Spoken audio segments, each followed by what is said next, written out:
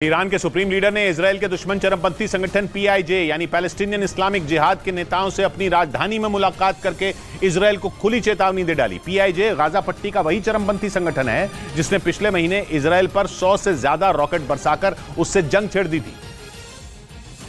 इसलिए Palestinian Islamic जिहाद के नेताओं को बधाई देने के लिए ईरान के सुप्रीम लीडर आयतुल्लाह अली खामनई ने उनसे मुलाकात की। खामनई ने गाजा की पिछले महीने की जंग में पैलेस्टीनियन इस्लामिक जिहाद के इजराइल से जी जान से लड़ने की खूब तारीफ की।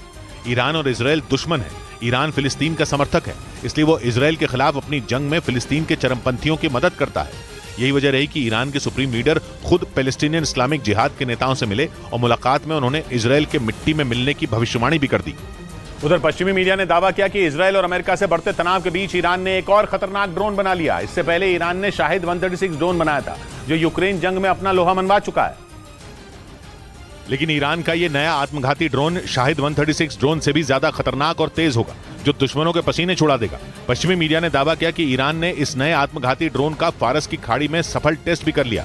ईरान का एक खास बॉम्बर ड्रोन एक बार में 10 छोटी मिसाइलें दाग सकता है और 500 मीटर की ऊंचाई से अपने टारगेट को निशाना बना सकता है। वहीं इस ड्रोन के टेस्ट के बाद अमेरिका भड़क गया और उसने ईरान पर आरोप लगाया कि वो फारस की खाड़ी में तनाव की स्थिति बना रहा है और इसका असर व्यापार पर भी पड़ेगा, क्योंकि फारस की खाड़ी अंतर्राष्ट्रीय व्यापार का अहम रूट है।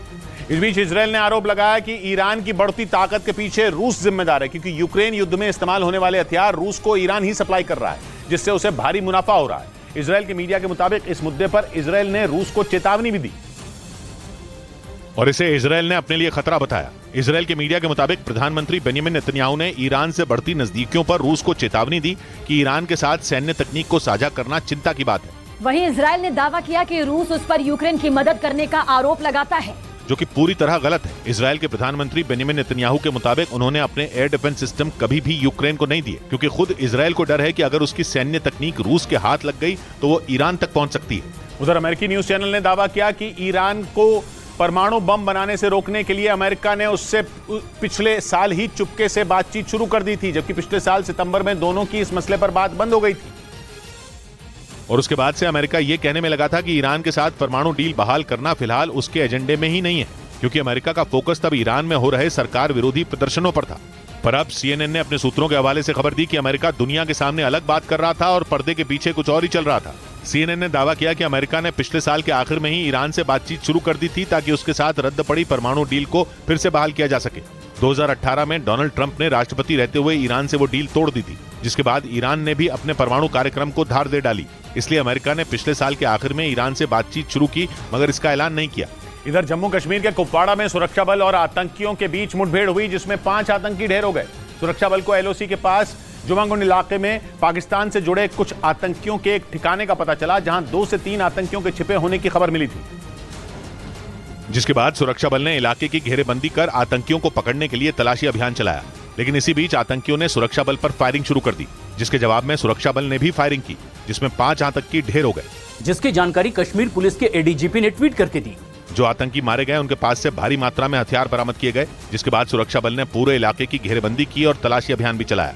इसी बीच जम्मू कश्मीर पुलिस ने टारगेट किलिंग के आरोप में जैश के 5 आतंकवादियों को गिरफ्तार कर लिया। पुलिस के मुताबिक ये वही आतंकी हैं जिन पर उधमपुर के रहने वाले दीपक कुमार उर्फ दीपू की हत्या का आरोप है, जिन्हें जम्मू कश्मीर पुलिस ने गिरफ्तार कर लिया। पकड़े गए 5 आतंकी जैश ए मोहम्मद से जुड़े बताए गए। पुलिस के मुताबिक कश्मीर फ्रीडम फाइटर ग्रुप के हैंडलर खालिद कामरान के इशारे पर 29 मई को टारगेट किलिंग की वारदात को अंजाम दिया गया, जिसमें उधमपुर के दीपक कुमार की हत्या कर दी गई। मामले में एसआईटी की जांच में अनंतनाग में रहने वाले 2 लड़के लापता पाए गए, जिन्हें ढूंढने के लिए सर्च ऑपरेशन चलाया गया और 5 आरोपी पुलिस की गिरफ्त में आ गए। 2 पर्सन हैं जो कि अनंतनाग टाउन के ही रहने वाले हैं। पुलिस ने पकड़े गए आतंकियों के पास से एक AK-47 और हैंड ग्रेनेड समेत कई हथियार बरामद किए।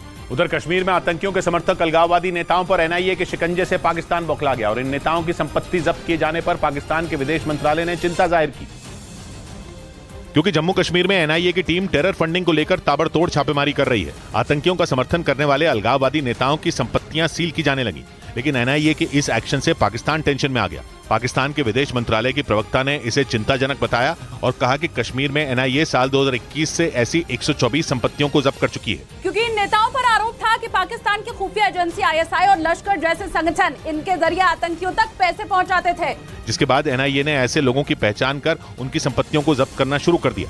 इस बीच तालिबान से नाराज चल रहे पाकिस्तान और ईरान ने अफगानिस्तान पर डबल अटैक कर दिया। दोनों ही देशों ने अपने यहां रह रहे अफगानिस्तान के नागरिकों के खिलाफ बड़ा एक्शन लिया। एक तरफ ईरान सरकार ने अपने नागरिकों को चेतावनी दी कि कोई भी अफगानिस्तान के नागरिकों को काम नहीं देगा। वहीं पाकिस्तान सरकार ने अपने यहां रह रहे अफगान नागरिकों को गिरफ्तार कर उन्हें वापस अफगानिस्तान भेजने का फैसला लिया। और इसके पीछे की वजह आतंकी संगठन TTP यानी तहरीक तालिबान पाकिस्तान की तरफ से किए जा रहे हमलों को बताया गया, जिसे लेकर कई बार पाकिस्तान और अफगानिस्तान के अधिकारियों के बीच बैठक हुई, लेकिन पाकिस्तान में TTP के हमले नहीं रुके।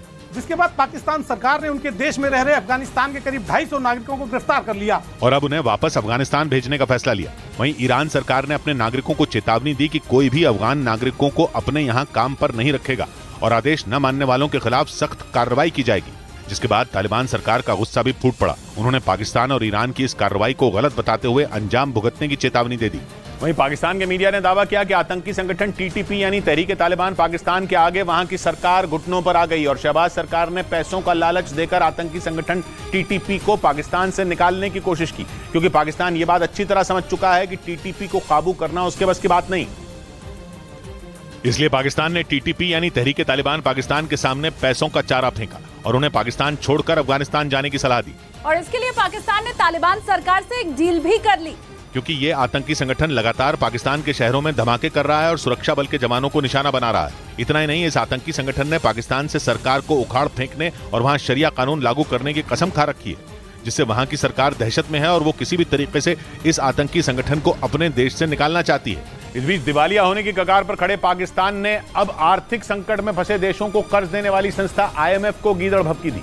मीडिया रिपोर्ट के मुताबिक पाकिस्तान के वित्त मंत्री ने IMF पर आरोप लगाया कि वो पाकिस्तान में श्रीलंका जैसे हालात बनाना चाहता है और IMF पाकिस्तान को दिवालिया देखना चाहता है। इसी वजह से वो हर बार नई शर्त थोप रहा है। पाकिस्तान के वित्त मंत्री इसाक डार ने ऐलान कर दिया कि वो IMF की हर शर्त नहीं मानेंगे। यानी एक तरफ तो पाकिस्तान को IMF से कर्ज चाहिए, तो शर्त मानने की बजाय वो धमकी देने पर उतर आया और उल्टा IMF को आंखें दिखाने लगा। ये बयान ऐसे वक्त में आया जब पाकिस्तान को कर्ज की सबसे ज्यादा जरूरत है, क्योंकि उसका विदेशी मुद्रा भंडार लगभग खाली हो चुका है और उसके दोस्त माने जाने वाले देशों ने भी उसे पैसे देने से इनकार कर दिया।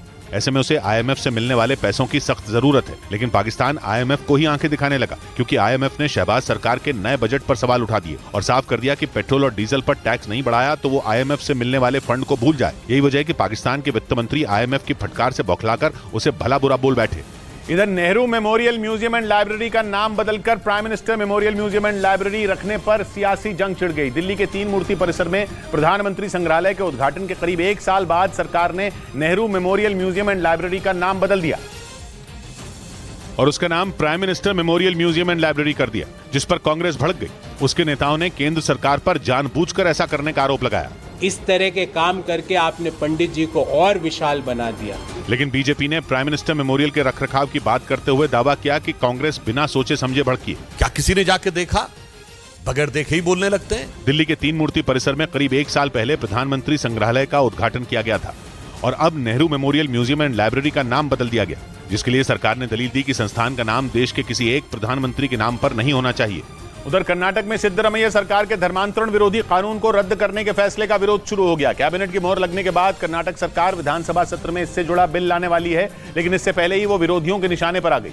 बीजेपी ने सिद्धरमैया सरकार के फैसलों को वोट बैंक की सियासत करार दिया, जिसके बाद विश्व हिंदू परिषद भी सड़कों पर उतर आई। बेंगलुरु में उसके कार्यकर्ताओं ने सिद्धरमैया सरकार के धर्मांतरण विरोधी कानून को रद्द करने के फैसले का विरोध किया। उन्होंने नारेबाजी की और खुलकर कर्नाटक सरकार के खिलाफ खड़े हो गए।